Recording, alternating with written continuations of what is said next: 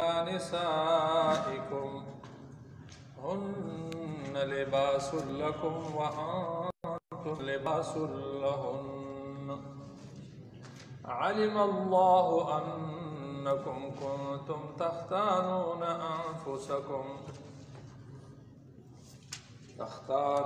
أنفسكم فتاب عليكم وعفى عنكم فالآن باشروهن وابتغوا ما كتب الله لكم وكلوا واشربوا حتى يتبين لكم الخيط الأبيض من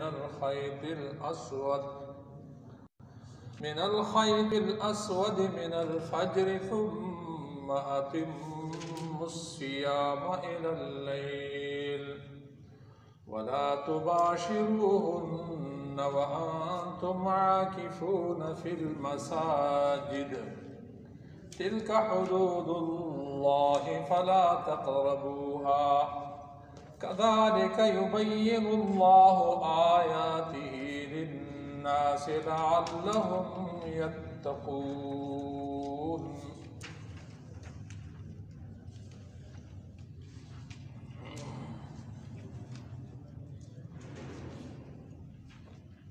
ولا تأكلوا أموالكم بينكم بالباطل وتدلوا بها إلى الحكام لتأكلوا فريقا من أموال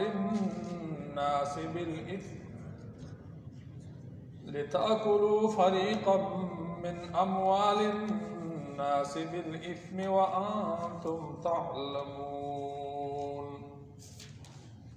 صدق اللہ العلی العظیم.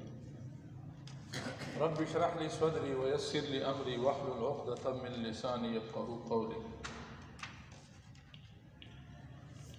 اللهم صل على سيدنا محمد وعلى آل سيدنا محمد وبارك وصل وسلم عليه.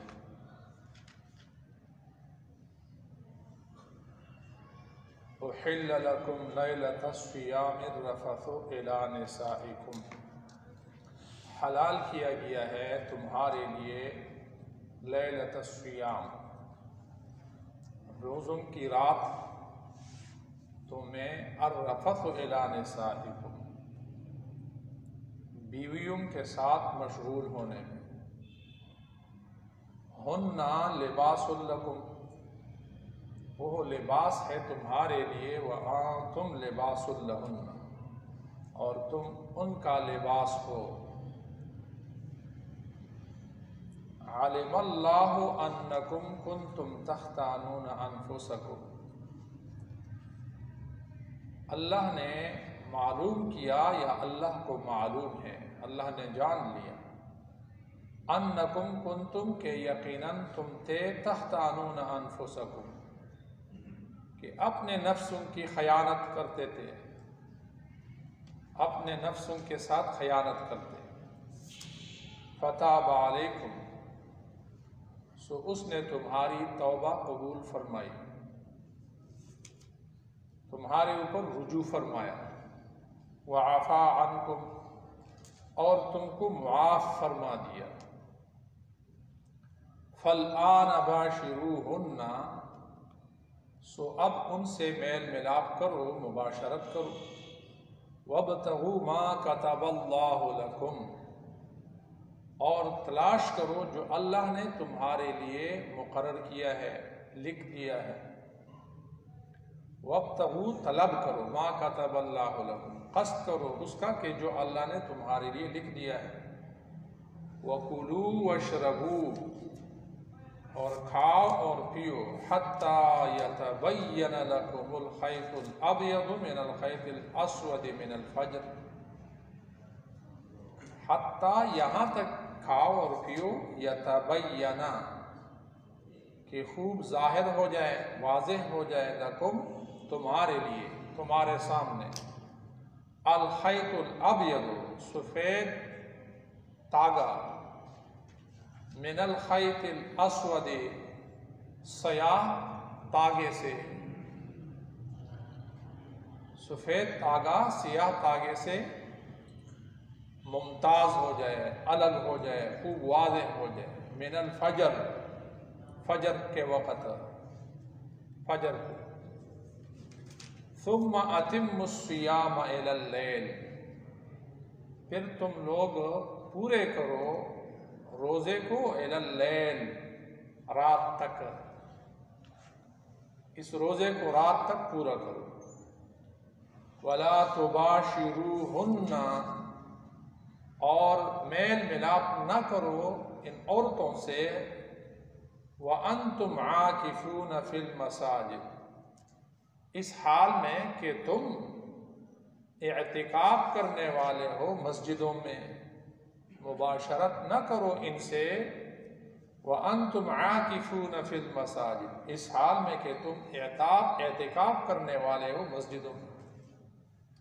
تِلْكَ حُدُودُ اللَّهِ، یہ اللہ کی حدیں ہیں، اللہ کی پابندیاں ہے، فَلَا تَقْرَبُوهَا، لہذا ان کے قریب نہ جاؤ، فَلَا تَقْرَبُوهَا، ان کے پاس نہ پٹکو، كَذَلِكَ يُبَيِّنُ اللَّهُ آيَاتِهِ، اسی طرح اللہ بیان فرماتا ہے اپنی نشانیاں اور اپنی آیات، للناس، لوگوں کے لیے، لعلہم یتقون، تاکہ لوگ پرہیزگار بنیں۔ اللہ تعالیٰ یہ سارے احکامات خوب واضح کرتے ہیں، اپنی آیات بیان کرتا ہے انسانوں کے لیے، تاکہ یہ لوگ پرہیزگار بن جائیں، تقویدار بن جائیں۔ تو یہ ابواب البر میں سے اور نیکی کے ابواب میں سے روزے کا بیان کیا گیا۔ ان آیات میں بقیہ صیام اور روزے کے احکام کا تتمہ ہے، کچھ احکام مزید ذکر کر دیے ہیں۔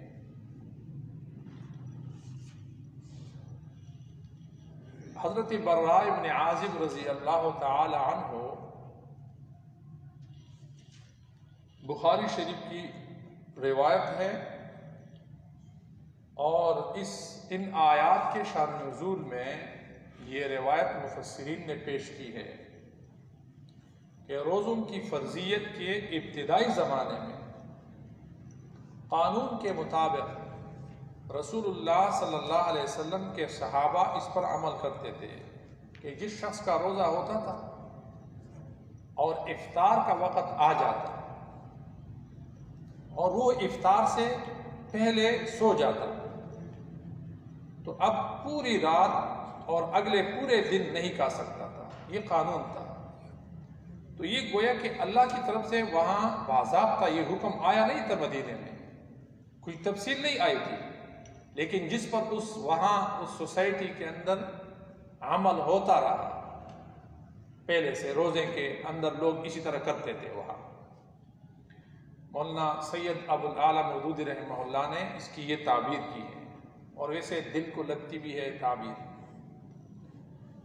کہ حکم آیا نہیں تھا تو جس طرح تھا اسی ترتیب سے قانون کے مطابق روزے رکھتے تھے لوگ۔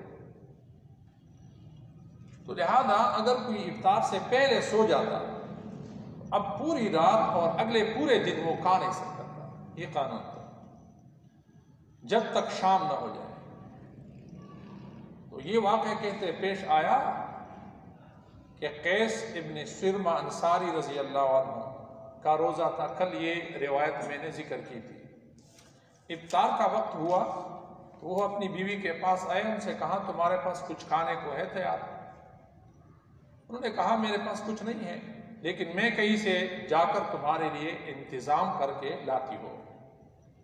چونکہ انہوں نے دن بھر کام کیا تھا، تھکا ہوا تھا، ابھی ان کی بیوی واپس آئی نہیں تھی کہ ان کی آنکھ لگ گئی۔ جب وہ آئی اور ان کو دیکھا کہ سو چکے ہیں تو کہنے لگی کہ ہائے تیرے محرومی یہ کیا ہوا، اب تو آپ نہیں کھا سکیں گے، کھانے کا وقت تو ختم ہوا ہے اور کل کو بھی روزہ ہوگا۔ تو صحابہ کرام کو اس میں بڑی دشواری پیش آئی تھی۔ یہاں قرآن کریم نے کہہ دیا کہ کنتم تختانون انفسکم فتاب علیکم، کہ تم اپنے نفسوں کے ساتھ خیانت کرتے تھے۔ یعنی جب رمضان کے روزوں کا حکم ہوا تو افطار کے بعد نیند آ جانے کی صورت میں عورتوں کے قریب نہ جاتے تھے، اور پورے رمضان کا یہ قانون تھا۔ بہت سے لوگ اپنے نفسوں کی خیانت کرتے تھے، قانون کی خلاف ورزی کر بیٹھتے تھے۔ اس کا یہ مطلب نہیں ہے کہ قانون اللہ کا قانون تھا اور وہ خلاف ورزی کرتے تھے۔ علامہ مودودی رحمہ اللہ نے یہ تعبیر کی ہے، بڑی بہترین تعبیر ہے، چونکہ یہ ایک رواج تھا اور روزے میں لوگ اسی طرح کرتے تھے، تو ان کا ضمیر گوارا نہیں کرتے تھے، یعنی اپنے ضمیر ان کو اجازت نہیں دیتی تھی، لیکن چونکہ اتنی کوئی تاکید تھی بھی نہیں، اسی وجہ سے وہ اس کی خلاف ورزی بھی کرتے تھے۔ بعض اوقات کچھ لوگوں کا اس طرح ہوا۔ یہاں اللہ تعالیٰ نے اس کا ذکر کیا، عالم اللہ انکم کنتم تختانون انفسکم، اللہ کو پتہ ہے انکم کنتم تختانون انفسکم، کہ تم اپنے ضمیر کے خلاف کرتے تھے، یعنی جس چیز کو تم اپنے دلوں کے اندر اچھا نہیں سمجھتے تھے اپنے دلوں کے خلاف کرتے تھے۔ تو گویا کہ اپنے ضمیر کے ساتھ خیانت ہے، تو یہ اپنے آپ کے ساتھ خیانت ہو گئی کہ دل اور ضمیر مطمئن نہیں ہے اور ایک کام کرتے ہو، سو جانے کے بعد کھانا یا بستری کرنا، تو یہ ایک خیانت تھی۔ تو فتاب علیکم وعفا عنکم، سو اللہ رب العالمین نے تمہاری توبہ قبول فرمائی ہے اور تم کو معاف کر دیا ہے۔ سنن ابو داؤد میں حضرت عمر رضی اللہ تعالیٰ عنہ کے حوالے سے اس طرح کی ایک واقعہ ہے۔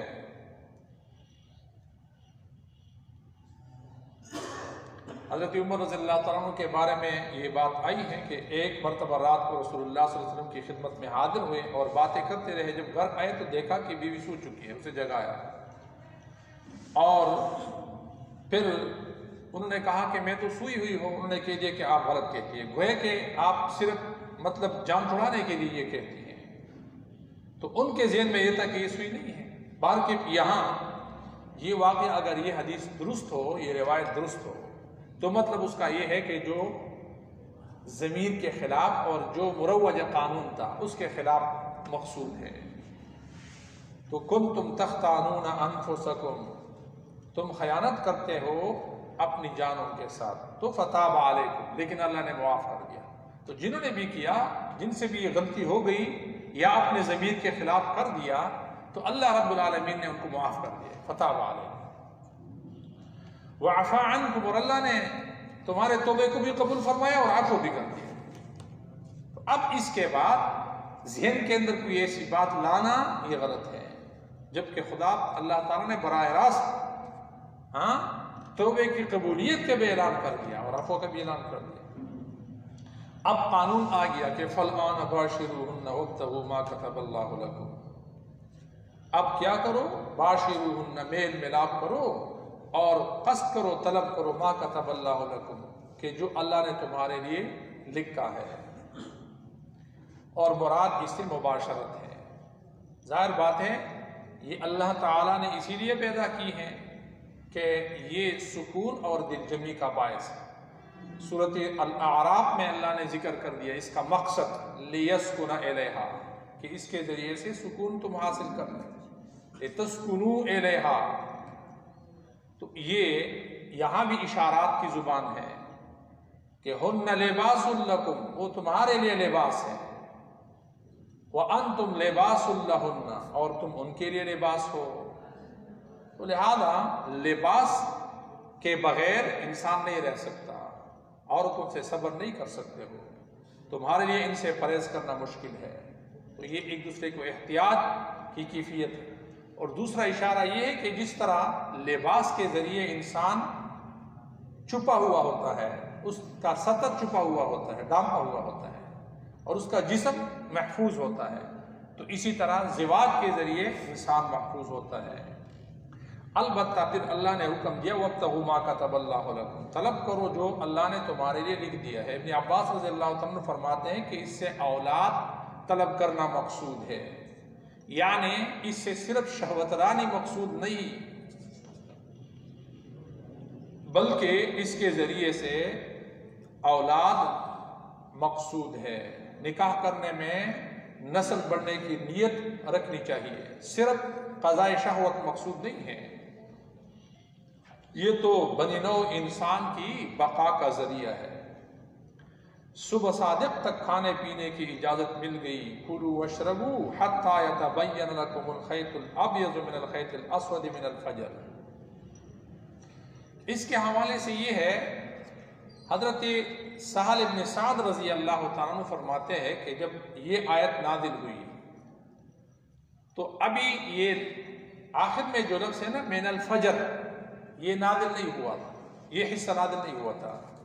تو بعض لوگوں نے اپنے پاؤں میں سفید اور کالا دھاگا باندھ لیا اور پھر رات کو برابر کھاتے پیتے رہتے یہاں تک کہ ان دونوں دھاگوں میں فرق ظاہر ہو جائے. تو یہ چونکہ آج کی دور کی طرح تو روشنیوں کا اور کمکموں کا اور بجلی کا زمانہ تو نہیں تھا. چھوٹے چھوٹے گھر ہوا کرتے تھے اور اس کے اندر بیٹھ کر وہ صبح صادق کا انتظار کرتے تھے اور کھاتے پیتے تھے. تو باہر جب روشنی پھیل جاتی تھی تو تب جا کے وہ یا اس تاغوں کے ذریعے فرق کرتے تھے. اور بعض صحابہ کرام نے پوچھا بھی تھا. تو یہاں اللہ رب العالمین نے نازل فرمایا کہ نہیں، اس کا یہ مطلب نہیں ہے کہ تم سفید دھاگا اور کالا یا سیاہ دھاگا رکھ لو اور جب وہ دونوں تم ممیز کر سکو، روشنی اتنی ہو جائے کہ دونوں میں الگ فرق کر سکو، تو اس وقت تک کب تک کہ تم کھاتے رہو. بلکہ من الفجر، اس کے ساتھ یہ من الفجر کی قید اللہ رب العالمین نے نازل کر دی کہ خیط ابیض اور خیط اسود سے دن اور رات مراد ہے. تو خیط ابیض میں اشارہ ہے دن کی روشنی کو، اور خیط اسود یعنی کالے اور سیاہ دھاگے سے مراد رات کی تاریکی ہے. تو جب رات کی تاریکی ختم ہو جائے اور دن کی روشنی محسوس ہو افق کے کناروں میں، تو اس وقت تک تو کھا اور پی سکتے ہو.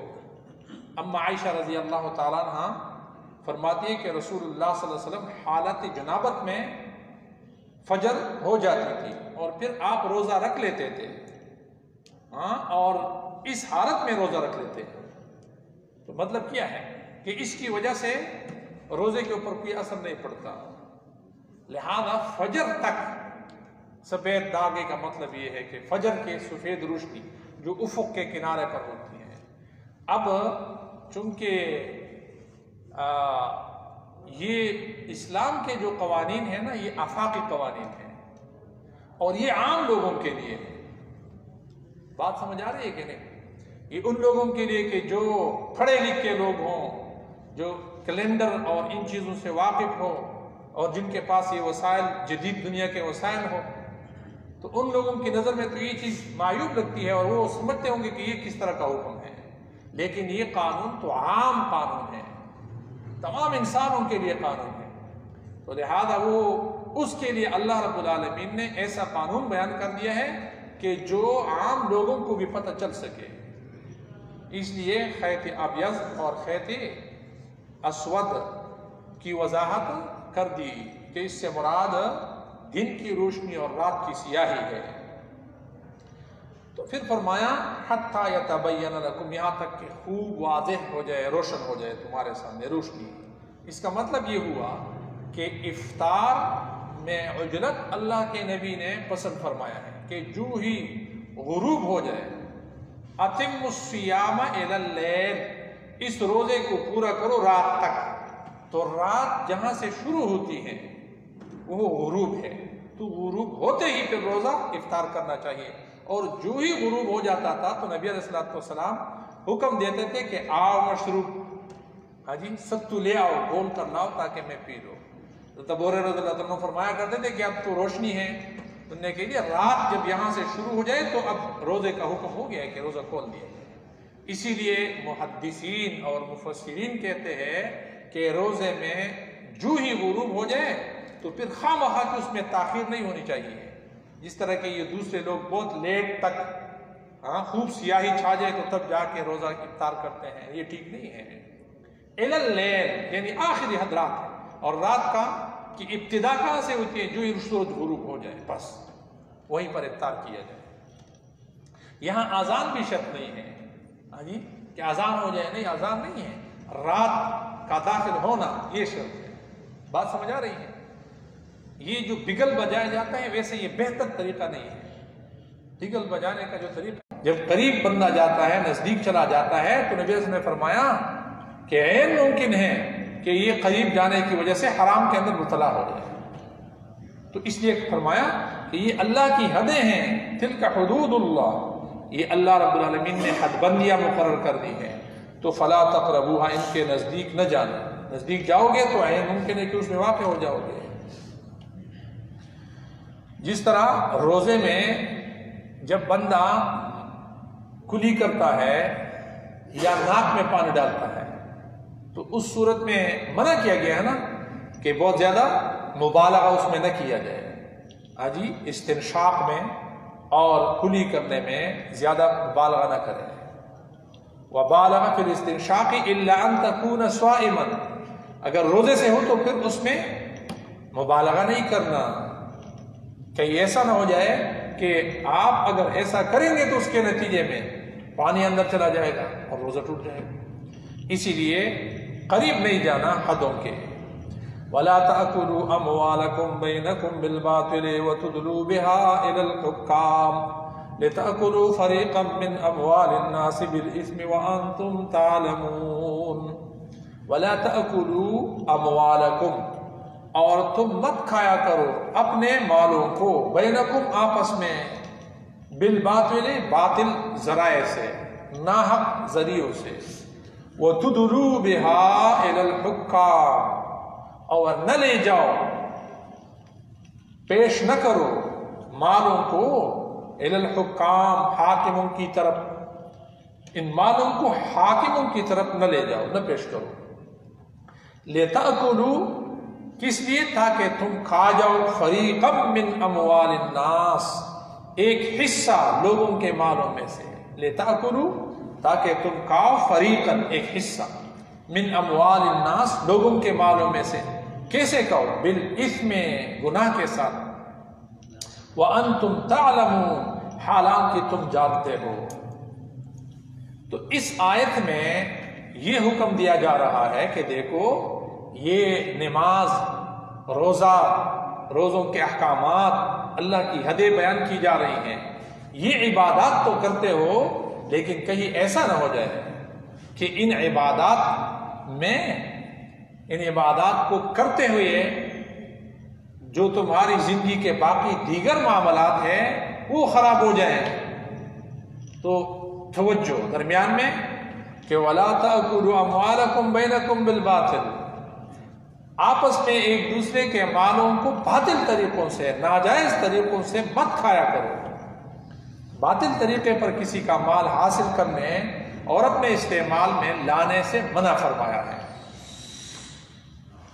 دیکھیں رمضان میں دن کے اندر حلال چیزوں سے روکا گیا ہے تم کو، کہ دن کو تم حلال چیزیں ہیں تمہارے لیے بالکل جائز ہیں، پانی ہے اور خوراک ہیں، اس سے تم کو روکا گیا ہے اور تم اس کو نہیں کھاتے ہو. بالباطل، باطل طریقے سے.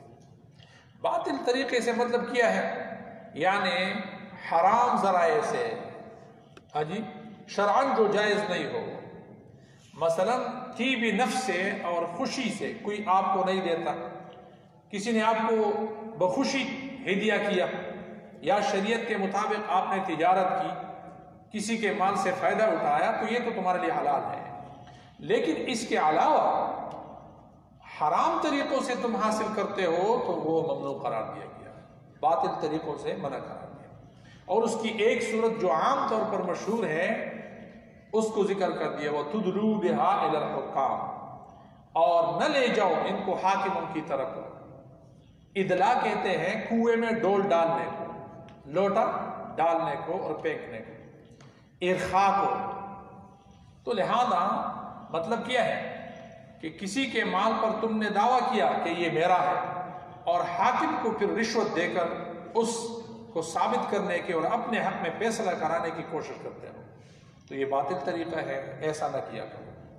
ایک طریقہ یہ ہے کہ جھوٹی تحریر لکھ کر یا جھوٹے گواہ بنا کر حاکم کے پاس لے جائے جائے اور کسی غیر کا مال یا جائیداد عطیہ لیا جائے، تو یہ باطل طریقہ ہے، ناجائز طریقے ہیں.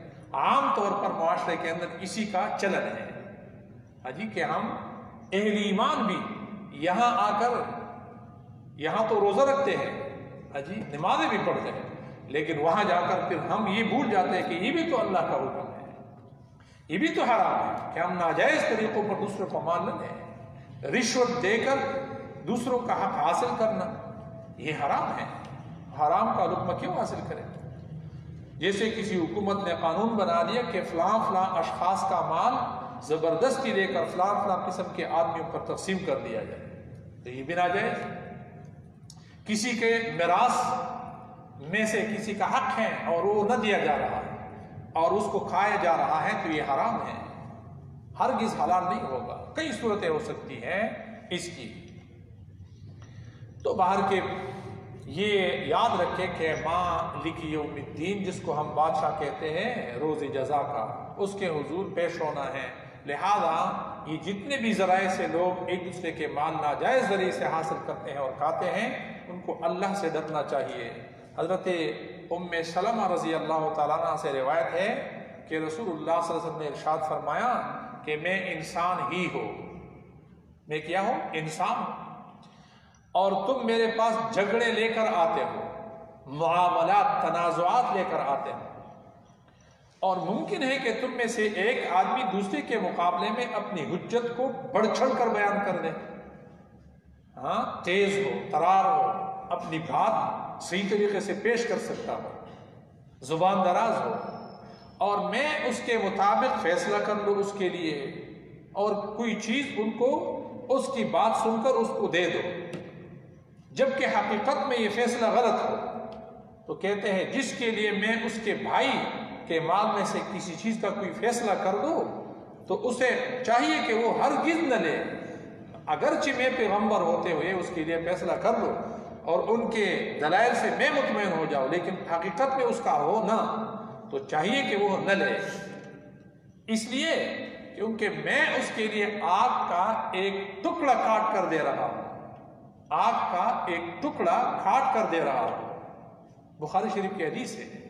تو لہذا جھوٹا مقدمہ دائر کر کے دوسروں کے مال لے لینا اور حاصل کرنا اور اس کے لیے رشوت دینا کسی حاکم کو، قاضی کو، جج کو، وکلاء کو کہ میرے حق میں فیصلہ کروائے جائے اگرچہ میرا حق نہیں بنتا ہے، یا جھوٹے گواہوں کو خرید کر ان کو پیسے دے دینا کہ میرے لیے گواہی دے دو، اتنے پیسے دے دو تاکہ میں وہ جو میرا چیز نہیں ہے مجھے مل جائے وہ چیز، تو یہ ناجائز ہے، اس سے بچنا چاہیے۔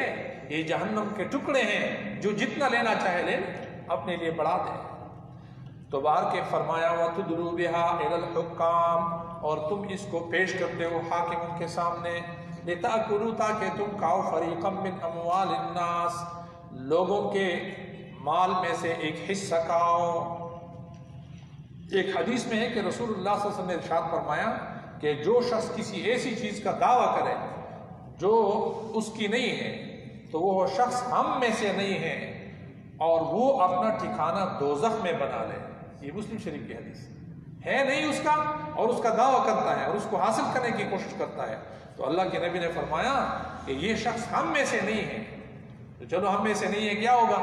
تو آگے پھر اس کا نتیجہ بیان کر دیا کہ اس کا ٹھکانہ پھر دوزخ ہے، وہ اپنے لیے ٹھکانہ دوزخ بنا لے۔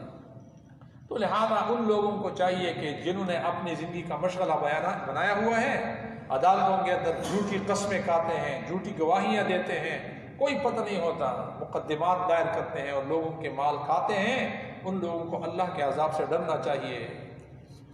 تو اس لیے فرمایا کہ لِتَأْكُلُوا فَرِيقًا مِّنْ أَمْوَالِ النَّاسِ بِالْإِثْمِ، گناہ کے ذریعے لوگوں کے مالوں میں سے کچھ حصہ کھاؤ، وَأَنْتُمْ تَعْلَمُونَ، حالانکہ تم جانتے ہو کہ یہ حق میرا نہیں اور میں ناجائز طریقے سے حاصل کر رہا ہوں۔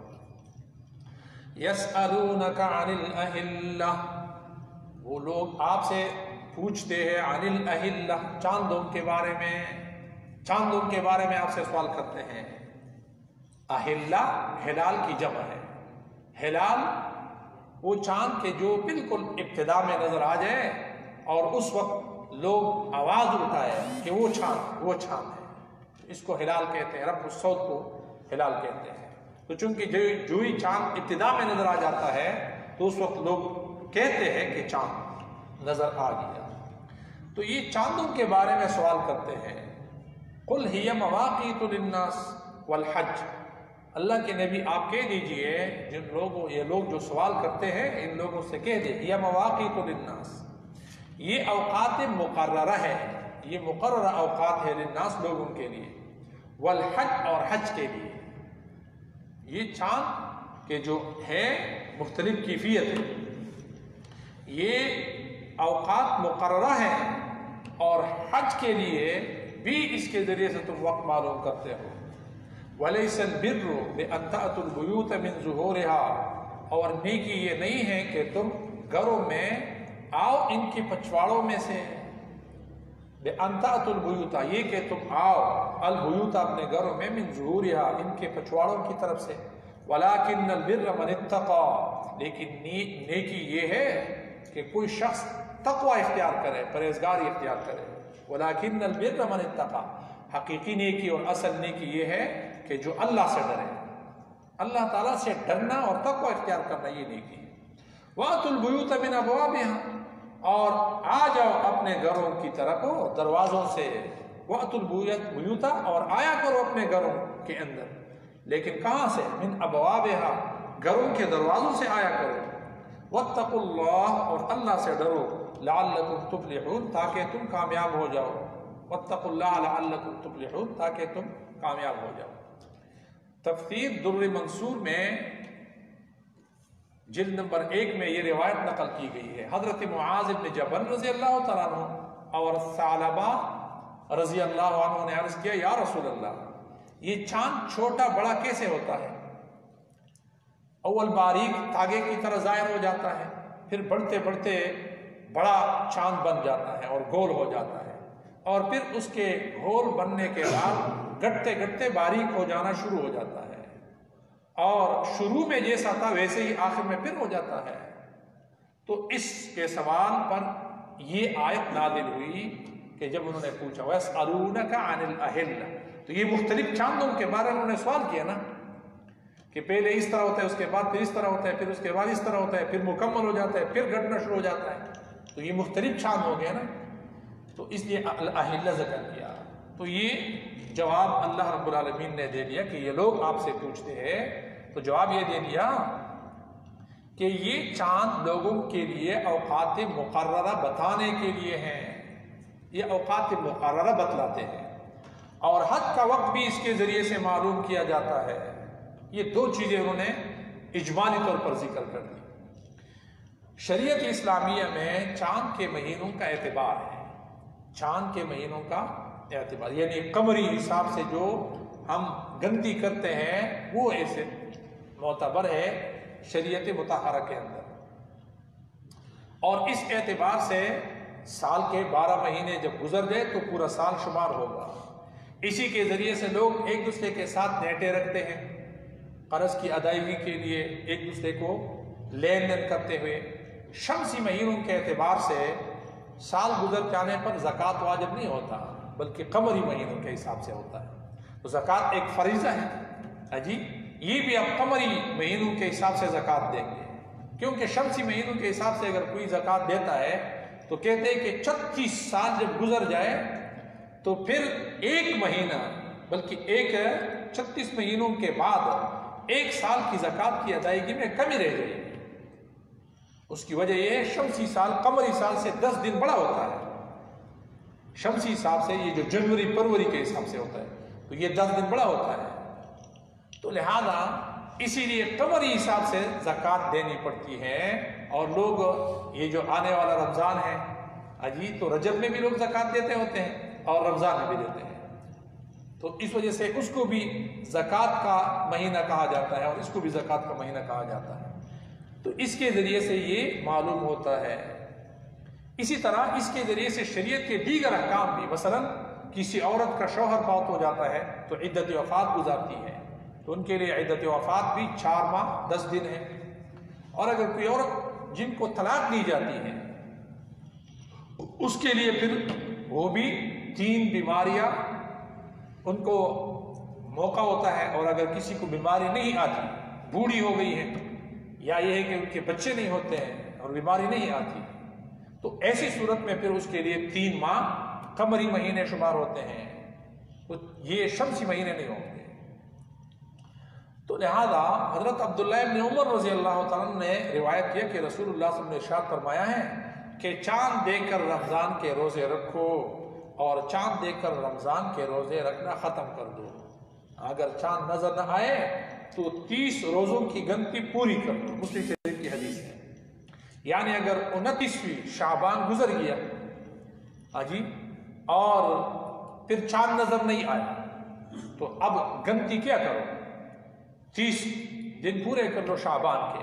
تو جب 30 دن شعبان کے مکمل ہو جائیں گے تو اب اعلان کی پھر ضرورت نہیں ہے, خود بخود متعین ہے, کیونکہ قمری مہینے 29 اور 30 سے زیادہ نہیں ہوتے ہیں. مہینہ یا 29 کا ہوتا ہے یا 30 کا ہوتا ہے. رسول اللہ صلی اللہ علیہ وسلم نے اسی طرح اشارے سے سمجھایا صحابہ کرام کو اور فرمایا کہ ہم امی لوگ ہیں, امی امت ہے تو ہم کوئی لکھتے پڑھتے نہیں اور حساب اس طریقے سے نہیں کرتے ہیں. کیسے؟ مہینہ اس طرح ہے, 3 دفعہ دونوں ہاتھ کی انگلیوں کے ساتھ اشارہ کیا کہ یہ مہینے کی مقدار ہے. ہم نے پوچھا یہ کتنے ہو گئے تو جواب دیا کہ 30. پھر دوبارہ گنتی کی کہ مہینہ اس طرح بھی ہوتا ہے.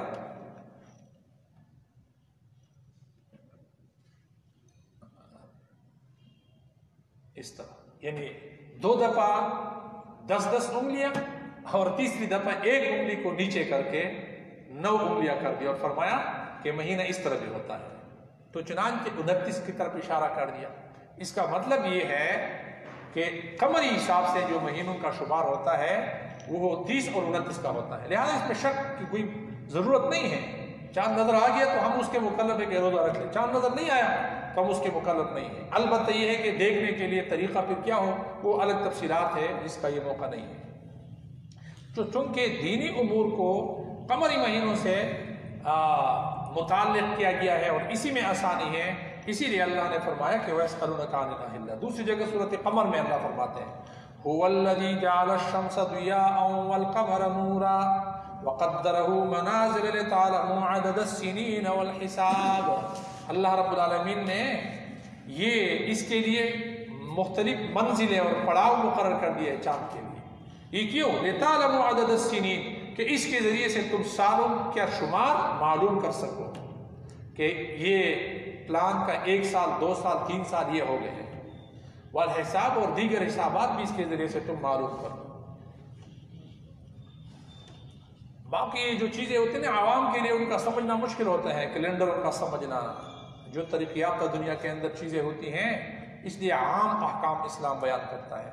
حضرات صحابہ کرام نے جو سوال کیا تھا وہ یہودیوں کے سوال کرنے پر تھا. یہودیوں نے ان کو بتلایا تھا کہ اس کے بارے میں پوچھے, گویا کہ ان کا مطلب یہ تھا کہ وہ یہ اللہ کے نبی جو ہے نا اس کا جواب نہیں دے پائیں گے کہ یہ کس طرح ہوتا ہے. تو چونکہ اسلام میں یہ اس کی سائنسی تحقیق مقصود نہیں ہے. قرآن کریم جو ہے یہ سائنس کی کتاب نہیں ہے کہ اللہ کے نبی اس کی سائنسی تحقیق کر کے ان کو بتلاتے کہ یہ اس وجہ سے ہو جاتا ہے. اگرچہ قرآن اس کے مخالف بھی نہیں ہے کہ سائنس جو تحقیق کرتا ہے تو کرتے رہے کہ یہ زمین بھی حرکت کرتی ہے اور چاند بھی حرکت کرتا ہے, اور یہ کرتے کراتے درمیان میں جب زمین آ جائے تو یہ اس کی روشنی کم ہو جاتی ہے اور کرتے کرتے یہ پھر جو ہے نا آخر تک ختم ہو جاتا ہے. تو یہ ایک سائنسی تحقیق ہے لیکن اس کی ضرورت قرآن نے محسوس نہیں کی. جو چیز مسلمانوں کے لیے ضروری تھا تو چاہیے یہ تھا کہ آپ لوگ جو سوال کرتے وہ اس کی حکمت کے بارے میں کرتے ہیں. تو اس کو کہتے ہیں جواب اعلیٰ اسلوب الحکیم, یعنی جو حکیم ہوتا ہے نا وہ جواب اس طرح دیتا ہے کہ جو سوال ہے اس سوال کے لیے جو اس کے لیے مفید چیز ہے اس کا جواب دے دیا جائے. تو اہل ایمان کے لیے جو چیز مفید تھی اس کے مطابق جواب دیا گیا کہ چاند کس چیز کے لیے ہے, اس کے مطالب اور مقاصد یہ ہے. یسألونک عن العدل قل هی مواقیت للناس. اگلے حصے میں یہ جو گھروں میں دروازوں سے آنے کا حکم دیا گیا ہے اس کا کیا مطلب ہے؟ جاہلیت کے ایک رسم کی تردید فرمائی ہے. یہ بھی صحیح بخاری میں حضرت برہ ابن عازب رضی اللہ تعالیٰ عنہ کی روایت سے مروی ہے کہ جاہلیت میں عرب کے لوگ جب احرام باندھ لیتے تھے تو احرام کے زمانے میں گھر کی پشت سے داخل ہوتے تھے, اور اگر گھر میں کوئی پشت کی سائڈ سے کوئی رستہ نہیں ہے تو اس میں دیوار کو سوراخ کر کے اندر گھر میں آتے تھے. اور یہ مقصود ان کے ذہن میں یہ خیال ہوتا تھا کہ ہم یہاں چونکہ گناہ کی حالت میں گناہ سے ہمارے جسم علودت ہے کہ ہم گھروں سے نکلے ہیں، لہذا اب ہم اس کیفیت کے اندر دروازوں سے نہیں جاتے ہیں، تو پچھواڑ سے آ جاتے تھے، داخل ہوتے تھے گھروں میں۔ تو اللہ رب العالمین نے یہ تکلف جو تھا، مصنوعی طریقہ جو تھا، اور یہ جاہلیت کی جو رسم تھی، اس کی تردید فرمائی اور کہہ دیا کہ اس کی کوئی ضرورت نہیں ہے، یہ کوئی نیکی نہیں ہے۔ وَلَيْسَ الْبِرُّ بِأَن تَأْتُوا الْبُيُوتَ مِن ظُهُورِهَا، اور کوئی نیکی نہیں ہے کہ تم اپنے گھروں میں ان کے پچھواڑوں سے اور پچھلے سائڈوں سے آیا کرو، طرف سے آیا کرو۔ انصار اور حضرت کی جو قبیلے تھے، کہتے جب حج کر کے واپس ہوتے تو اپنے گھروں میں دروازوں سے نہیں بلکہ پچھواڑوں کی طرف سے داخل ہوتے تھے۔ تو ایک انصاری جو حج کر کے آئے تو وہ گھر کے دروازے سے داخل ہو گئے، تو لوگوں نے ان کو عار دلائی، یہ عجیب آدمی ہے، ان کو برا بلا کہنا شروع کر دیا۔ تو یہ آیت نازل ہوئی کہ نہیں یہ کوئی نیکی نہیں ہے، لیس البر بأن تأتوا البیوت من ابوابها۔ تو باہر کے اپنی طرف سے کسی کام میں ثواب سمجھ کر یا گناہ سمجھ کر اس کو کرنا یا نہ کرنا، اس کو بدعت کہلاتا ہے۔ اللہ رب العالمین نے گویا کہ اس جو رسم تھی اور اس کو ثواب اور عذاب سمجھتے تھے، تو اس کی تردید فرمائی کہ اس کی کوئی گنجائش نہیں ہے اسلام کے اندر۔ نیکی کیا ہے؟ نیکی بس ہر وہ عمل ہے جو اللہ اور اس کے رسول نے بتلایا، لہذا یہ تکلفات چھوڑو، اپنی طرف سے کسی چیز کے اندر یہ ثواب اور عذاب مقرر نہ کیا کرو۔ ہاں جی، لوگوں خود اپنی طرف سے بہت زیادہ ہم شریعت گڑھنے والے بن جاتے ہیں مختلف چیزوں میں۔ تو اس امت کے اندر جب بھی کوئی بدعت ایجاد کر دی جاتی ہے تو اس بدعت کی وجہ سے سنت نکالی جاتی ہے، نکل جاتی ہے۔ مولانا مودود رحمہ اللہ نے بدعت کی نشانی بیان کی ہے، ایک علامت بیان کی ہے کہ بدعت کی نشانی یہ ہے کہ وہ امت میں ایک جیسی نہیں ہوگی، اس کی مختلف شکلیں ہوں گی۔ اس بستی میں ایک شکل اس کی ہوگی، دوسری بستی میں دوسری شکل، تیسری میں تیسری شکل، جبکہ سنت کا جو عمل ہوگا نا، سنت کا عمل وہ پورے امت کے اندر جہاں بھی ہوگا ایک جیسے ہوگا۔ یہ سنت کی علامت ہے۔ تو باہر کے اس سے منع کیا گیا کہ یہ ٹھیک نہیں ہے۔ علامہ جساس نے احکام القرآن میں اس آیت کی ذیل میں یہ قانون بیان کیا کہ جس عمل کو اللہ تعالی نے ثواب کا کام نہیں بتایا اور جس کی ترغیب نہیں دی، وہ کسی شخص کے لیے کہ ثواب بنا لینے سے ثواب کا چیز نہیں بنتا، ثواب اور نہ دین کا جز بن جائے گا، نہ اللہ کے قربت کا ذریعہ بن سکتا ہے، اور یہ عقیدہ بھی نہ رکھا جائے کہ وہ دین ہے۔ اور پھر لکھتے ہیں کہ اس کی نظیر یہ ہے کہ رسول اللہ صلی اللہ علیہ وسلم نے دن بھر خاموش رہنے سے منع فرمایا۔ اجی صمت کا روزہ، چونکہ شریعت محمدیہ میں خاموش رہنے کا روزہ نہیں ہے۔ اور جب اللہ کے نبی نے ایک شخص کو دیکھا کہ وہ دھوپ میں کھڑا ہے، دھوپ میں کھڑا ہے، آپ نے فرمایا اس کو کیا ہوا ہے؟ تو لوگوں نے جواب دیا کہ عرض کیا کہ اس نے دھوپ میں کھڑے ہونے کی منت مانی ہے، میں دھوپ میں کھڑا رہا، ہاں جی کچھ کھاؤں گا پیوں گا نہیں۔ تو آپ علیہ السلام نے فرمایا، اس کو حکم دیا کہ چھوڑو یار، سائے میں آ جاؤ۔ یہ کون سی نیکی آپ نے بنا دی اپنی طرف سے؟ تو باہر کے یہ طریقہ ہے کہ اپنے طرف سے کسی چیز کو بنانا، ثواب سمجھ کر کرنا یا چھوڑ دینا، یہ بدعت کہلاتا ہے اور اس سے بچنا چاہیے۔ وَقَاتِلُوا فِي سَبِيلِ اللَّهِ الَّذِينَ يُقَاتِلُونَكُمْ وَلَا تَعْتَدُوا إِنَّ اللَّهَ لَا يُحِبُّ الْمُعْتَدِينَ۔ اور اللہ کی رنگ میں جنگ رستے میں لڑو، وَقَاتِلُوا فِي سَبِيلِ اللَّهِ، اللہ کی راہ میں جنگ کرو۔ الَّذِينَ يُقَاتِلُونَكُمْ، کن سے لڑو اور کن سے جنگ کرو؟ الَّذِينَ، ان لوگوں سے جو تم سے جنگ کرتے ہیں، وَلَا تَعْتَدُوا، اور زیادتی مت کرو، حد سے تجاوز نہ کیا کرو۔ ان اللہ لا يحب المعتدین، بے شک اللہ تعالیٰ زیادتی کرنے والوں کو پسند نہیں کرتا، اللہ تعالیٰ زیادتی کرنے والوں کو اور حد سے بڑھنے والوں کو پسند نہیں کرتا۔ وَاقْتُلُوهُمْ حَيْثُ ثَقِفْتُمُوهُمْ، اور تم ان کو قتل کرو، ان کو مارو، حَيْثُ ثَقِفْتُمُوهُمْ، جہاں بھی انہیں پالو، حَيْثُ ثَقِفْتُمُوهُمْ، جہاں بھی اللہ کے دین کے دشمنوں کو اور اللہ کے دشمن کو پالو، اس کو قتل کرو۔ وَأَخْرِجُوهُمْ مِنْ حَيْثُ أَخْرَجُوكُمْ، اور نکال دو، نکال باہر کرو انہیں، من حیث اخرجوکم، جہاں سے انہوں نے تم کو نکالا ہے۔ اب وہاں سے ان کو نکالو جہاں سے انہوں نے تم کو نکالا ہے۔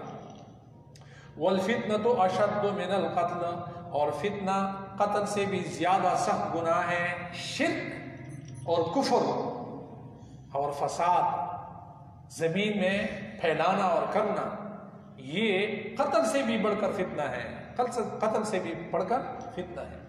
اللہ کے لیے ہو جائے، فَإِنِ انْتَهَوْا پھر اگر وہ باز آ جائیں منع ہو فَلَا عُدْوَانَ إِلَّا عَلَى الظَّالِمِينَ تو زیادتی نہیں ہے مگر ظالموں پر. فَلَا عُدْوَانَ إِلَّا عَلَى الظَّالِمِينَ تو زیادتی نہیں ہے مگر ظالموں پر. یہ اللہ کی راہ میں قتال کرنے کا حکم دیا گیا اور ظلم اور زیادتی سے پرہیز کرنے کا حکم دیا گیا ہے. یہ آیت نمبر 190 قتال کا حکم ہے.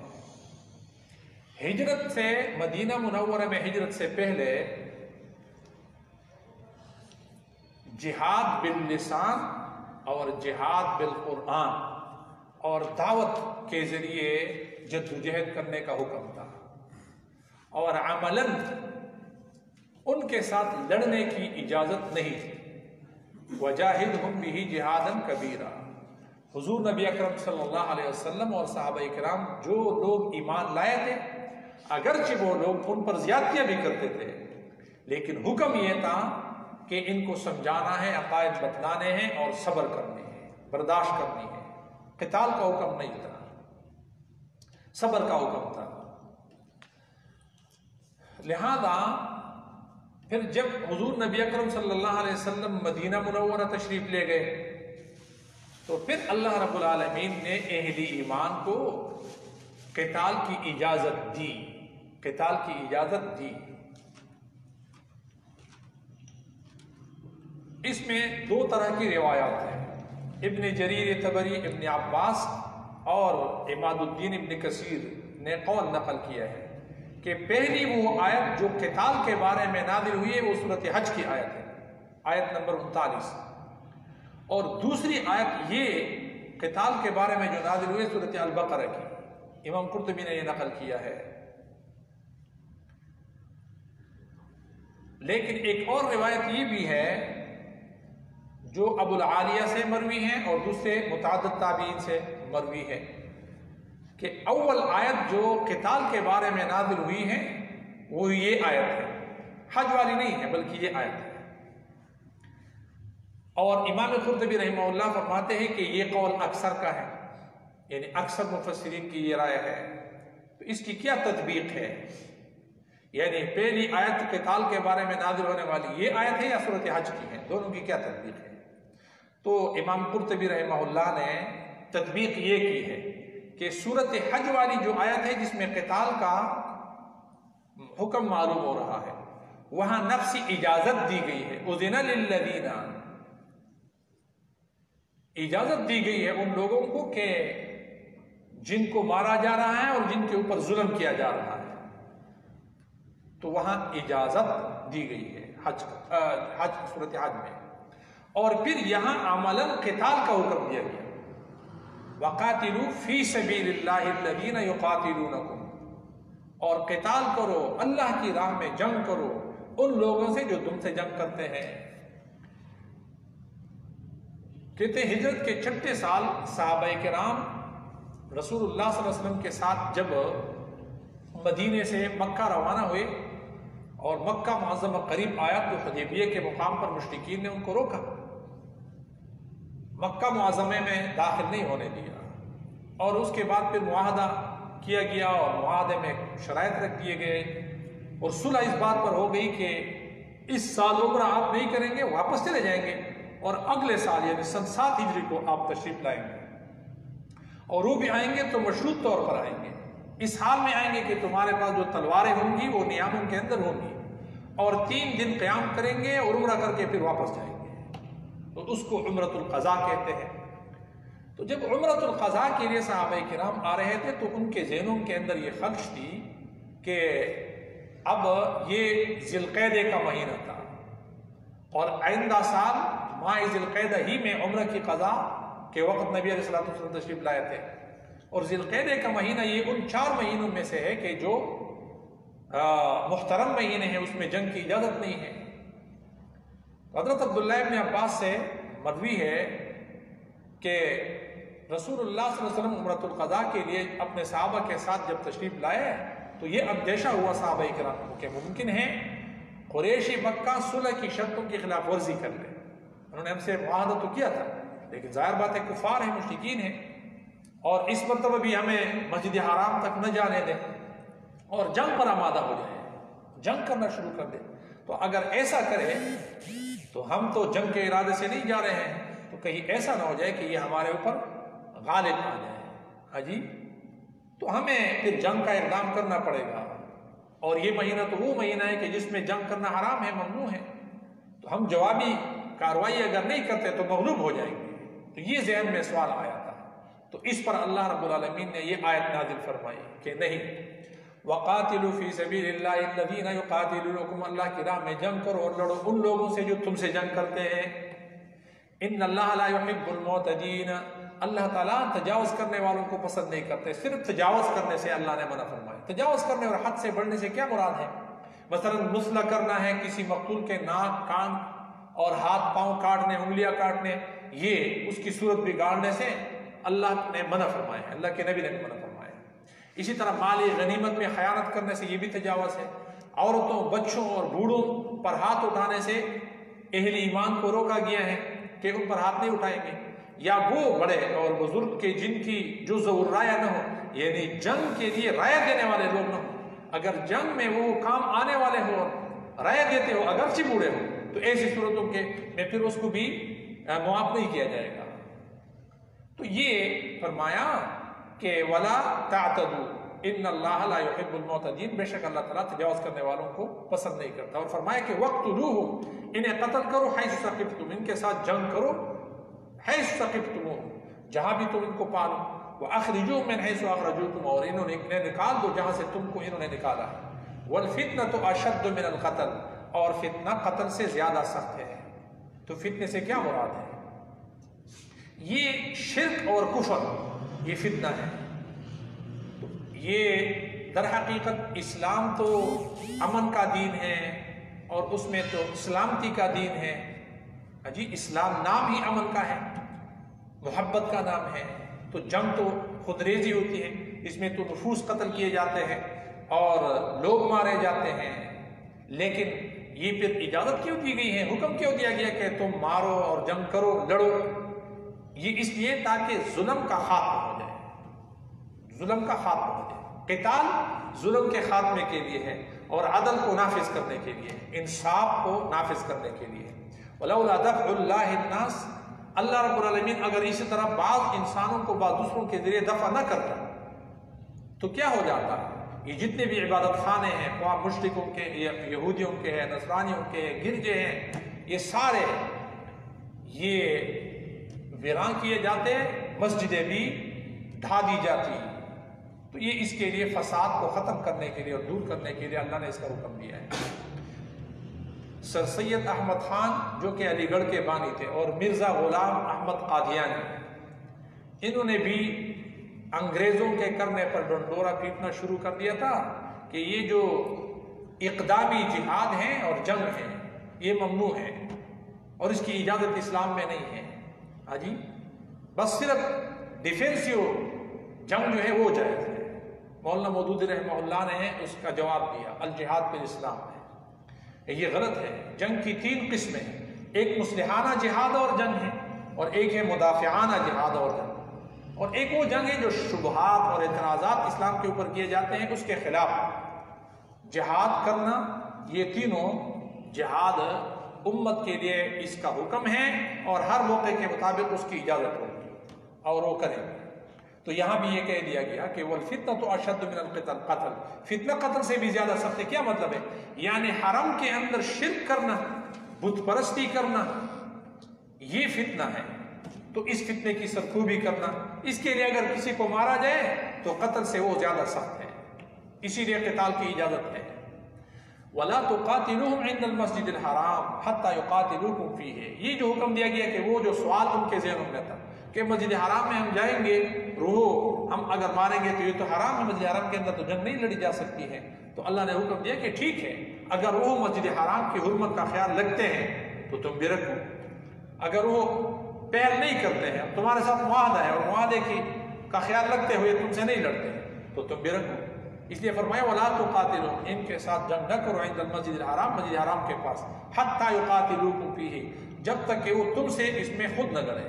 اگر وہ لڑنا چاہتے ہیں اور تمہارے ساتھ لڑیں گے تو پھر تم نے اسی طرح نہیں برداشت کرنا، پھر تم نے بھی لڑنا ہے۔ فَإِنْ قَاتَلُوكُمْ فَاقْتُلُوهُمْ، سو اگر وہ تم سے جنگ کرے تو تم ان کو قتل کر دو، پھر مار سکتے ہو۔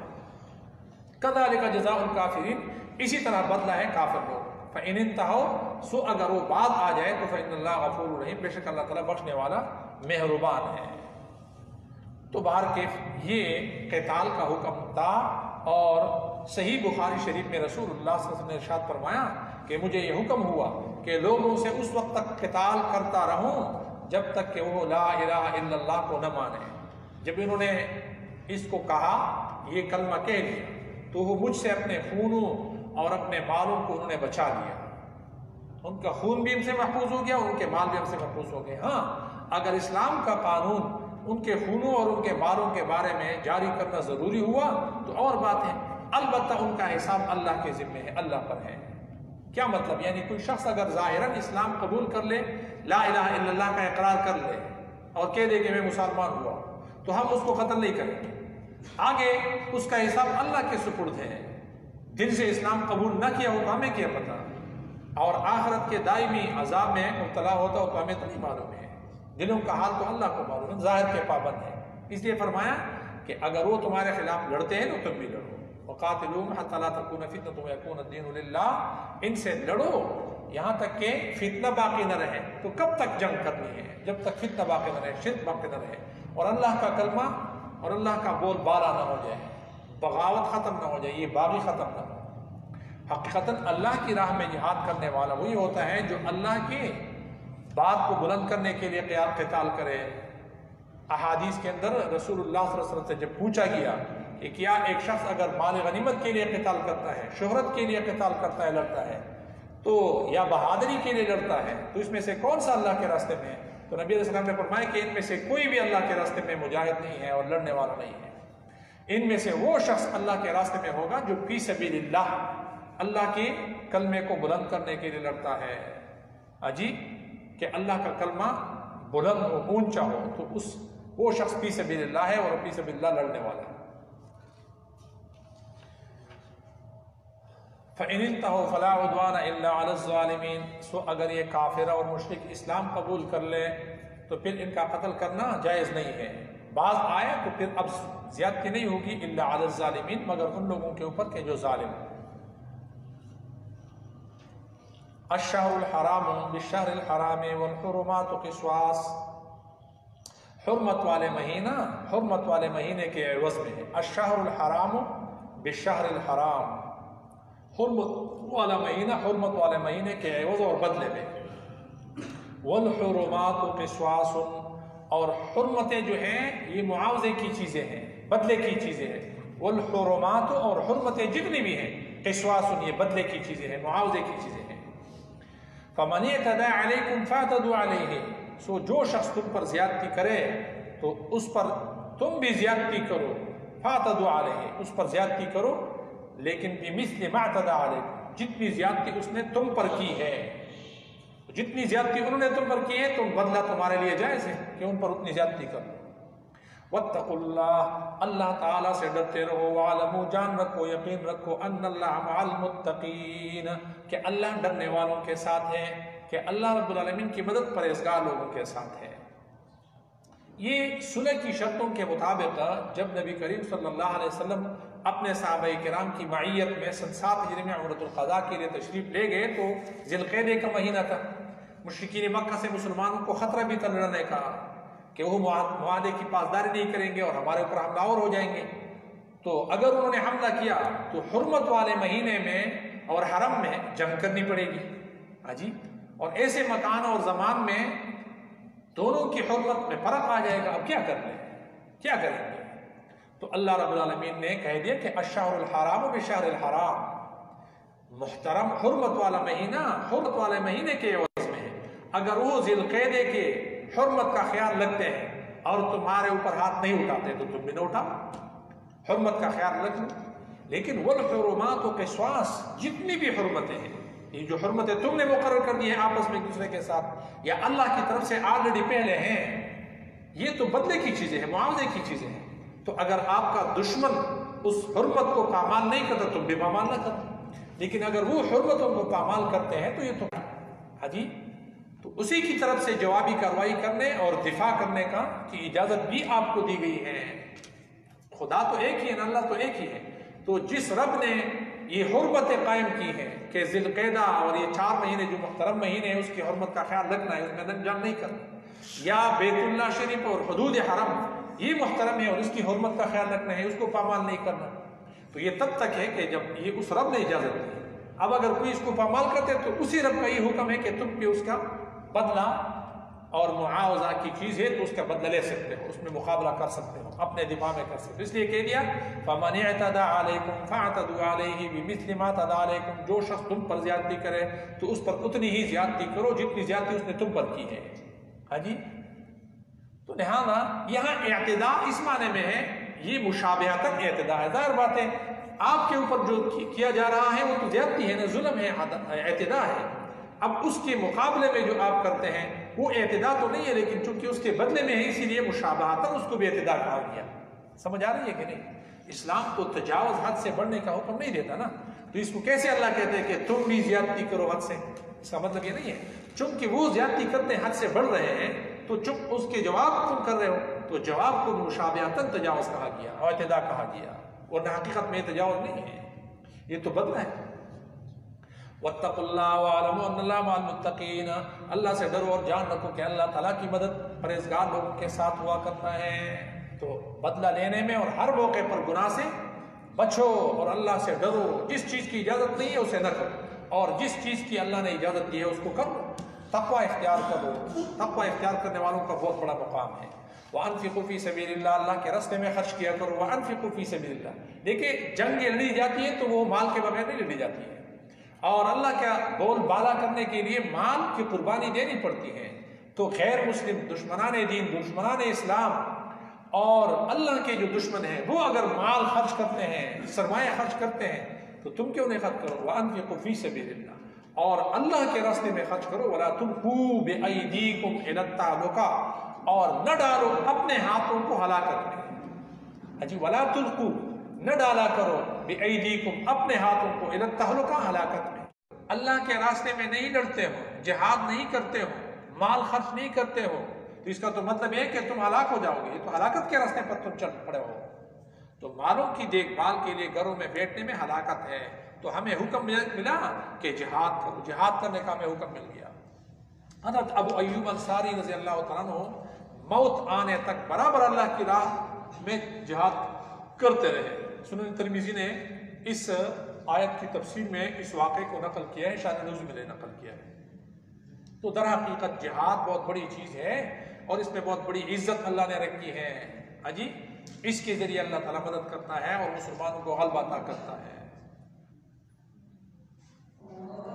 باقی نماز کے بعد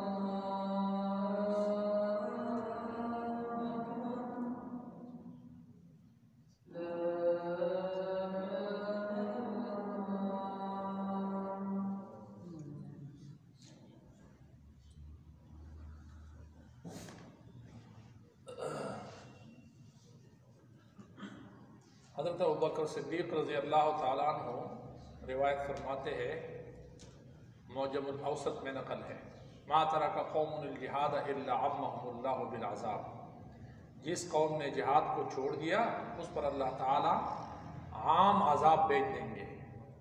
تو گویا کہ جہاد ہلاکت کے راستے پر چلنا ہے، جہاد کو نہیں چھوڑا جا سکتا۔ البتہ یہ ہے کہ جہاد کے اپنے شرائط ہیں، قتال فی سبیل اللہ کے راستے میں لڑنے کے لیے بہت ساری شرائط ہیں جو اسلام نے واضح کر دی ہے۔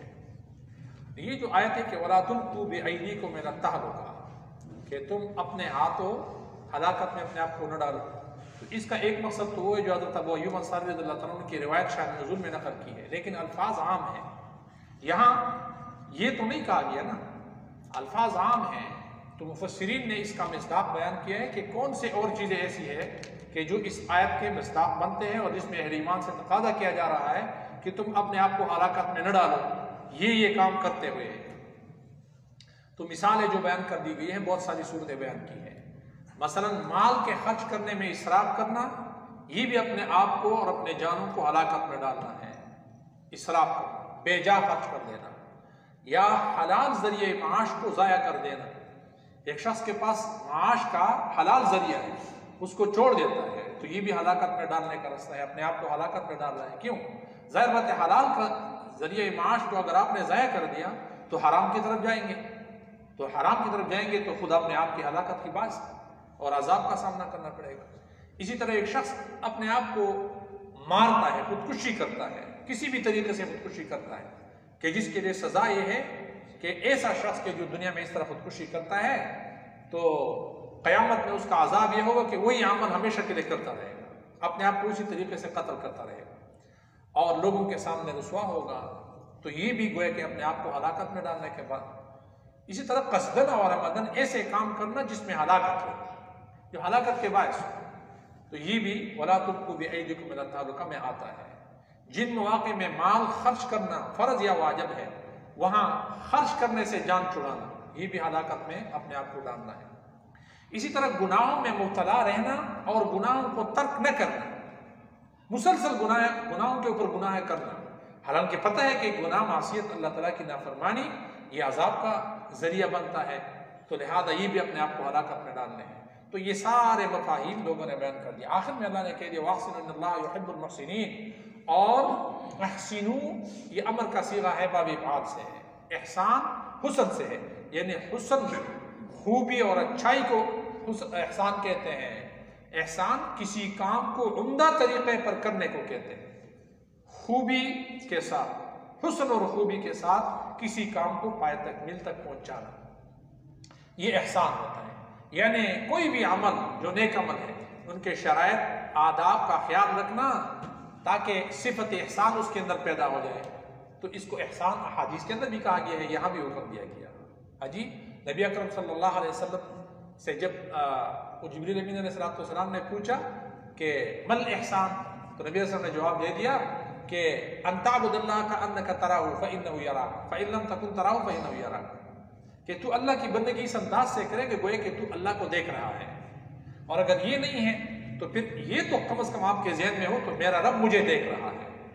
اس کیفیت کے اندر جب آپ بندگی کریں گے، عبادت کریں گے، تو یہ گوئے کہ احسان کا طریقے سے عبادت ہے۔ تو احسان یہ ہے کہ آداب اور شرائط کا خیال رکھا جائے، حسن اور خوبی کے ساتھ مکمل کیا جائے کوئی بھی کام ہو۔ اسی طرح یہاں جو ذکر کیا گیا ہے، مثال کے طور پر اگر کسی کو قتل بھی کرنا ہے تو اس میں بھی احسان کا حکم اللہ کے نبی نے دیا ہے۔ شداد ابن اوس فرماتے ہیں کہ نبی اکرم صلی اللہ علیہ وسلم نے ارشاد فرمایا کہ بلا شبہ اللہ تعالیٰ نے ہر چیز کے بارے میں خوبی اختیار کرنے کا حکم دیا ہے، حکم فرمایا ہے۔ سو جب تم کسی کو شریعت کی اجازت سے اور شریعت کے حکم کے مطابق قتل کرو تو قتل کرنے میں بھی خوبی اختیار کرو۔ کیا مطلب؟ خوبی اختیار کرنے کا کیا مطلب ہے؟ یعنی اگر قصاص میں اس کو قتل کیا جا رہا ہے تو پھر اس کے ساتھ زیادتی نہیں ہونی چاہیے، بس جان سے مارنا مقصود ہے۔ اس کا مسئلہ کرنا، اس کے آنکھیں پھوڑنا اور نکالنا، کان کاٹنا، ہاتھ اور انگلیاں پاؤں کاٹنا، یہ زیادتی ہے، یہ نہیں ہونا چاہیے۔ احسان قتل میں بھی احسان، اسی طرح ذبح میں بھی احسان۔ نبی علیہ السلام فرماتے ہیں کہ جب تم کسی جانور کو ذبح کرنے لگو تو خوبی کے ساتھ ذبح کرو، اپنی چھری کو تیز کر دو اور اپنے ذبیحے کو آرام پہنچاؤ، یعنی جب اس کی جان نکل جائے اور وہ راحت پالے اس کے بعد اس پر اس میں دیگر کارروائی شروع کرو. جس طرح قربانیوں کے موقع پر قصائی لوگ کرتے ہیں نا کہ چوری پڑنے کے ساتھ ہی اس کا پاؤں اس سے کھال اتارنا شروع کر دیتے ہیں. تو یہ اللہ کے نبی نے منع فرمایا ہے. احسان وَأَحْسِنُوا إِنَّ اللَّهَ يُحِبُّ الْمُحْسِنِينَ، اور نیکی کیا کرو، خوبی اور اچھائی کے ساتھ کام کرو. ان اللہ یحب المحسنین، کیونکہ خوبی اور اچھائی کے ساتھ کام کرنے والوں کو اللہ پسند کرتا ہے. وَأَتِمُّوا الْحَجَّ وَالْعُمْرَةَ لِلَّهِ، اور پورا کرو حج اور عمرے کو اللہ کے لیے، صرف خالص اللہ کے لیے حج اور عمرے کو پورا کرو. فَإِنْ أُحْصِرْتُمْ، پس اگر تم روک دیے جاؤ، جس طرح کہ عمرۃ القضاء سے پہلے عمرہ کرتے ہوئے روکے گئے، تو فَإِنْ أُحْصِرْتُمْ، اگر تم روک دیے جاؤ، فَمَا اسْتَيْسَرَ مِنَ الْهَدْيِ، تو قربانی کا جانور جو میسر ہو اس کو ذبح کرو. وَلَا تَحْلِقُوا رُؤُوسَكُمْ، اور اپنے سروں کو نہ مونڈو، حَتَّى يَبْلُغَ الْحَدْيُ مَحِلَّهُ، اس وقت تک نہ مونڈو جب تک کہ قربانی کا جانور اپنی جگہ پر نہ پہنچ جائے. جو قربانی کا جانور آپ اپنے ساتھ لے کر گئے ہیں کہ اس کی میں نے قربانی کرنی ہے حج کرنے کے بعد، تو سر مونڈنے سے پہلے سر نہ مونڈو جب تک کہ وہ قربانی اپنی جگہ پر نہ پہنچے. ذبح کرنے کے بعد پھر سر مونڈنا ہے، بال مونڈنے. فمن کان منکم مریضا، سو جو شخص تم میں سے بیمار ہو، او بھی اذن، یا اس کے سر میں کوئی تکلیف اور بیماری ہو، ففدیۃ من صیام، تو فدیہ دے دے روزوں سے، فدیہ ادا کرے 3 روزے رکھ کر، او صدقۃ، یا صدقے سے، صدقے کے ذریعے اس کا فدیہ دے دے، او نسک، یا قربانی کے جانور کے ذریعے. تو اس میں حج اور عمرے کے احکام کا ذکر کیا گیا ہے. جہاد کا حکم بیان کرنے کے بعد اللہ تعالیٰ اب حج اور عمرے کے احکام بیان فرما رہے ہیں کہ جو شخص مکہ معظمہ تک سواری پر آ جا سکتا ہو اور سفر کے اخراجات برداشت کر سکتا ہو، آنے جانے کے اخراجات ان کے پاس ہو، اور پیچھے اہل و عیال کے لیے بھی اتنا خرچ ہو، تو ایسے شخص کے اوپر حج کرنا فرض ہے. اور یہ حج زندگی میں ایک ہی دفعہ فرض ہے، اور جو اس سے زیادہ کرے گا تو یہ اس کے لیے نفل ہو جائے گا. حج کے اصل احکامات تو 8 ذی الحجہ سے شروع ہوتے ہیں. یہاں جس کے بارے میں اللہ رب العالمین فرماتے ہیں کہ حج اور عمرے کو پورا کرو، تام کرو، تو اس کے پورا کرنے کے وہ احکامات کی طرف اشارہ. حضرت ابو ہریرہ رضی اللہ تعالیٰ عنہ سے روایت ہے کہ رسول اللہ صلی اللہ علیہ وسلم نے ارشاد فرمایا کہ ایک عمرہ دوسرے عمرے تک درمیانی گناہوں کے لیے کفارہ ہے، اور حج مبرور جس میں گناہ نہ کیے جائے، پاک حج یعنی گناہوں سے پاکیزہ حج، حج مبرور اس کو کہلایا جاتا ہے کہ حج مبرور جس میں گناہ نہ کیے جائے اس کی جزا جنت ہی ہے. حج مبرور کا بدلہ جنت ہے. رسول اللہ صلی اللہ علیہ وسلم نے فرمایا کہ جس نے اللہ کے لیے حج کیا اور ایسی باتیں نہ کی جو مرد اور عورت کے درمیان ہوتی ہے، جس کو رفث کہا گیا ہے یہاں، تو گناہ نہ کیے، وہ حج ایسا ہے کہ یہ شخص اس طرح واپس ہوگا جس طرح یہ ایسا پیدا ہو جائے جس دن اس کی ماں نے اس کو جنا تھا. صحیح بخاری شریف کی حدیث ہے. رمضان المبارک میں عمرہ ثواب میں حج کے برابر ہے. تو یہ دونوں حکم اللہ تعالیٰ نے اس آیت کے اندر دیے ہیں کہ عمرہ اور حج ادا کرو اور اس کو پورا کرو. کوئی شخص اگر حج کر سکتا ہے اور مستطیع ہے، حج ادا نہیں کرتا، تو کسی مجبوری یا ظالم بادشاہ یا کوئی اور رکاوٹ نہیں ہے اور یہ حج کر سکتا ہے اور پھر بھی حج نہیں کرے گا، تو اللہ کے نبی نے فرمایا کہ یہودی ہونے کی حالت میں مر جائے یا نصرانی ہونے کی حالت میں مر جائے. لہذا یہ حج اور عمرہ ضروری ہے اور اس کے تام کرنے کا حکم دیا گیا ہے کہ حج اور عمرہ کیا جائے تو اس کے تام اور پورا کیا جائے. اس میں بہت ساری چیزیں ممنوعات ہیں جو اس کا ٹائم یہ نہیں ہے. احصار میں یہ کہہ دیا گیا کہ اگر کسی مرد یا عورت نے حج یا عمرے کا احرام باندھ لیا، کسی مرض یا دشمن یا درندے کی وجہ سے آگے نہیں جا سکتا، دشمن ان کو نہیں چھوڑتے کہ حج کا احرام والا نہ عرفات جا سکتا ہے نہ طواف کر سکتا ہے، اور عمرے کا احرام باندھنے کے بعد طواف سے روک دیا گیا، تو اس کو احصار کہتے ہیں. اس نے تو احرام باندھ لیا ہے اور اب وہ عمرہ کرنا چاہتا ہے، اور عمرے کے بعد اگر حج کا موسم ہے تو حج کرے گا، تو روک دیا گیا. تو جس محرم کو جو احرام باندھا ہوا شخص ہے روک دیا جائے اس کو محصر کہتے ہیں. تو کہتے ہیں محصر اگر انتظار نہیں کر سکتا اور احرام سے نکلنا چاہتا ہے تو وہ حدود حرم میں 1 سال کی بکری ذبح کر دے. ایسا کرنے سے احرام سے نکل جائے گا۔ تو یہ احصار کے احکام ہیں۔ اور جب احرام باندھ لیں تو احرام باندھنے کے بعد اس کو پورا کرنا لازم ہے۔ فَإِنْ أُحْصِرْتُمْ فَمَا اسْتَيْسَرَ مِنَ الْهَدْيِ، اگر تم روک دیے جاؤ تو جو جانور میسر ہو ذبح کر دو، یا دوسرے سے ذبح کرا دو، کسی اور کو پیسے دے دو اور ان کو ذبح کرا دو۔ تو جب آپ کو پتہ چلے ٹائم مقرر کیا ہوا ہے کہ پلان ٹائم پہ میں آپ کی طرف سے جانور ذبح کر دوں، تو پھر یہ احرام سے اپنے آپ کو نکال دیں۔ تو اس میں یہ حکم دیا، اور آخر میں یہ کہہ دیا کہ وَلَا تَحْلِقُوا رُؤُوسَكُمْ حَتَّى يَبْلُغَ الْهَدْيُ مَحِلَّهُ، اپنے سروں کو مت مونڈو یہاں تک کہ قربانی کا جانور اپنی جگہ پہنچ جائے۔ جگہ سے مراد حرم ہے۔ اس سے جہاں یہ معلوم ہو کہ احصار کا جانور حرم میں ذبح کیا جائے، وہاں یہ بھی معلوم ہوا کہ احرام میں سر مونڈنا حرام ہے، ممنوع ہے، نہیں کیا جا سکتا احرام کی حالت میں۔ رسول اللہ صلی اللہ علیہ وسلم نے ارشاد فرمایا کہ جس شخص کا کوئی عضو ٹوٹ گیا یا لنگڑا ہو گیا تو اس کو حلال ہونے کی اجازت ہے، لیکن اس پر آئندہ ایک حج کرنا لازم ہے۔ امام ترمذی نے اس حدیث کو نقل کیا ہے۔ باقی یہ دیگر مسائل ہیں جو حج کے حوالے سے ہے۔ آخر میں یہ کہہ دیا فَمَنْ كَانَ مِنْكُمْ مَرِيضًا أَوْ بِهِ أَذًى مِنْ رَأْسِهِ فَفِدْيَةٌ مِنْ صِيَامٍ أَوْ صَدَقَةٍ أَوْ نُسُكٍ، جو شخص تم میں سے مریض ہو، بیمار ہو، یا اس کے سر میں تکلیف ہو تو فدیہ دے دے، روزوں سے دے دے یا صدقے سے دے دے یا قربانی کے جانور سے دے دے۔ کعب بن عجرہ رضی اللہ تعالیٰ عنہ ایک صحابی تھے، تو فرمایا کہ یہ آیت میرے بارے میں نازل ہوئی ہے۔ کعب بن عجرہ کہتے ہیں رسول اللہ صلی اللہ علیہ وسلم مقام حدیبیہ میں میرے پاس کھڑے ہوئے تھے، تو اس وقت میرے سر سے جوئیں گر رہی تھی، سر میں جوئیں پیدا ہو گئی تھی۔ تو آپ نے فرمایا کہ یہ جانور تجھے تکلیف دے رہے ہیں، یہ جو آپ کے ایؤذی کا عوام کا، آپ کے سر کے یہ جانور جو ہیں یہ آپ کو اذیت دے رہے ہیں، تکلیف دے رہے ہیں؟ تو کعب بن عجرہ کہتے ہیں میں نے عرض کیا جی ہاں۔ تو آپ نے فرمایا کہ سر مونڈ لو، تو سر مونڈ لو اور 3 دن کے روزے رکھ لو، یا اگر یہ نہیں کر سکتے تو صدقہ و صدقے سے کیا مراد ہے، یعنی 6 مسکینوں کو کھانا دے دو، یا پھر یہ ہے کہ جانور ذبح کرو، 1 بکری، سال کی بکری ذبح کرو۔ تو یہ اس کو نبی علیہ الصلوۃ والسلام نے فرمایا کہ ففدیۃ من صیام او صدقۃ او نسک، یہ اس بارے میں نازل ہوئی ہے۔ کوئی بیمار ہو یا کسی تکلیف کی وجہ سے کرے تو ایسے لوگوں کے لیے حکم ہے۔ فَإِذَا أَمِنْتُمْ فَمَنْ تَمَتَّعَ بِالْعُمْرَةِ إِلَى الْحَجِّ فَمَا اسْتَيْسَرَ مِنَ الْهَدْيِ، پھر جب تم امن کی حالت میں ہو، فَمَنْ تَمَتَّعَ، سو جس نے جو فائدہ اٹھایا، فَمَنْ تَمَتَّعَ، سو جس نے فائدہ اٹھایا، بِالْعُمْرَةِ، عمرے کے ساتھ، إِلَى الْحَجِّ، یعنی عمرے کو حج کے ساتھ ملا کر فائدہ اٹھایا، عمرہ کیا اور عمرے کے بعد حج بھی کیا، فَمَا اسْتَيْسَرَ مِنَ الْهَدْيِ، تو قربانی کا جانور جو میسر ہو ذبح کر دے۔ یعنی حج اور عمرہ ظاہر بات ہے، ایک متمتع ہوتا ہے، ایک قارن ہوتا ہے۔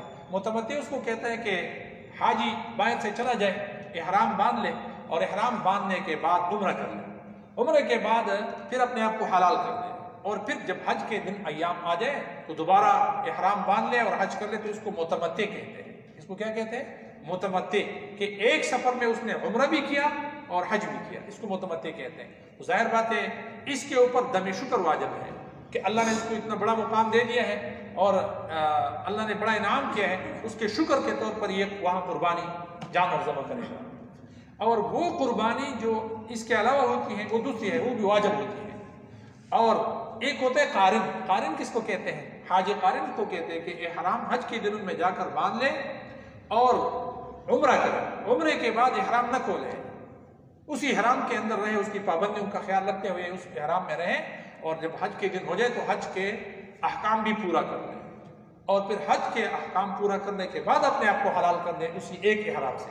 تو اس کو حج قارن کہتے ہیں، یعنی اس نے عمرے اور حج دونوں کو باہم ملائے، قارنہ یا قرنو ملانے کو کہتے ہیں، جوڑ دیا ایک دوسرے کے ساتھ، ملا کر دیا۔ تو اس میں اس کا حکم بیان کیا جا رہا ہے کہ اس کے اوپر بھی دم شکر ہے۔ تو فرمایا کہ جس نے فائدہ اٹھایا عمرے کے ساتھ حج کا، فَمَا اسْتَيْسَرَ مِنَ الْهَدْيِ، تو جو بھی جانور میسر ہو ذبح کر دے۔ فَمَن لَّمْ يَجِدْ فَصِيَامُ ثَلَاثَةِ أَيَّامٍ فِي الْحَجِّ، اب اگر کسی کے پاس پیسے نہیں ہیں، وہ جانور نہیں خرید سکتا ہے، تو پھر کیا کر لے؟ فَصِيَامُ ثَلَاثَةِ أَيَّامٍ فِي الْحَجِّ، تو 3 روزے رکھ لے، ایام 3 روزے رکھ لے فی الحج، حج کے دنوں میں، یعنی 6، 7، 8 اور 9، یہ 3 دن روزے رکھ لے، اور وَسَبْعَةٍ إِذَا رَجَعْتُمْ، اور 7 دن کے روزے پھر رکھ لیں جب تم لوٹ آؤ، یعنی وہاں سے جب واپسی ہو جائے تو بقیہ 7 دن روزے مزید رکھ لیں گے. تلک عشرۃ کاملہ، یہ 10 پورے 10 روزے ہو جائیں گے. لیکن ذالک لمن لم یکن اہلہ حاضر المسجد الحرام، یہ حکم ان لوگوں کے لیے ہے کہ جس کے گھر والے مسجد حرام میں حاضر نہ ہوں، یعنی وہاں حرم کے حدود میں رہنے والے لوگوں کے لیے یہ حکم نہیں ہے. ان لوگوں کے لیے تمتع اور قران نہیں ہے، وہ دونوں بیک وقت نہیں کریں گے. وہ عمرے کرتے ہیں تو دوسرے موسم میں کر لینا، اور حج کرتے تو دونوں کو اکٹھا نہ ملائے. یہ باقی افاقی لوگوں کے لیے. تو جو لوگ باہر سے جاتے ہیں متمتع یا قارن، تو ان کے لیے یہ حکم ہے کہ یہ قربانی کر لیں. واتقوا اللہ، اللہ سے ڈرو. واعلموا ان اللہ شدید العقاب، جان لو کہ بلا شبہ اللہ سخت عذاب والا ہے. اللہ تعالیٰ سخت عذاب والا ہے اگر اللہ تعالیٰ کے احکامات کی نافرمانی کرو گے اور اللہ کے حدود کو پامال کرو گے. اور یہ جو احکام اللہ نے بیان کر دیے اس میں سے کچھ کو کر لو گے اور کچھ کو نہیں کر لو گے تو گویا کہ اپنے آپ کو ہلاکت میں ڈالو گے اور اللہ کے عذاب کے سامنا ہوگا. اسی لیے اللہ سے ڈرو. اللہ رب العالمین سخت عذاب والا ہے، تاکہ اس کے عذاب کے مستحق نہ ٹھہرو. اللہ تعالیٰ مجھے بھی اور آپ کو بھی ان باتوں پر عمل کرنے کی توفیق عطا فرمائے.